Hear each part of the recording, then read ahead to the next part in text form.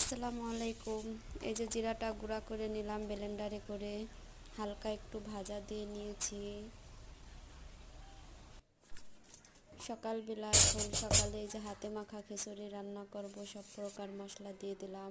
এখন সুন্দর করে মাখিয়ে নিব। মরিচটা পরে দিব, মরিচ এখন দিলে হাতে ঝাল লাগতে পারে, এই জন্য আর দিই নাই। এই যে মরিচটাও দিয়ে দিলাম। না এমনি খাওয়া আবার খিচুড়ি আবার হয়ে খাওয়া গেছে, তারপরে যাবো। খুবই মজা হয়েছিল, ঝরঝরা হয়েছিল। খিচুড়ি আর ডিম ভাজা দুপুরে রান্নার জন্য এই যে সব কিছু কেটে নিয়েছি। এখন রান্না করা শুরু করে দিয়েছি। বেগুন ভাজতেছি, মাছের ঝোল করব আর একটু গোশ রান্না করব। যে আমার শ্বশুরের ফেভারিট তরকারি এটা।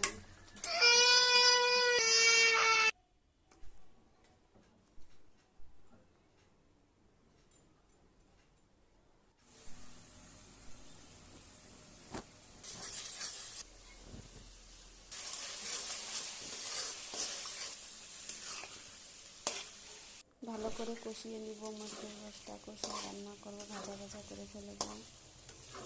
কারণ মানুষ আমরা দুইজন, বেশি রান্না করলেও থাকে পরে, এই জন্য বেশি রান্না করি না। ঝাল ঝাল করে একটু পেঁয়ারা মাখা করে নিলাম। সবাই ভালো থাকবেন।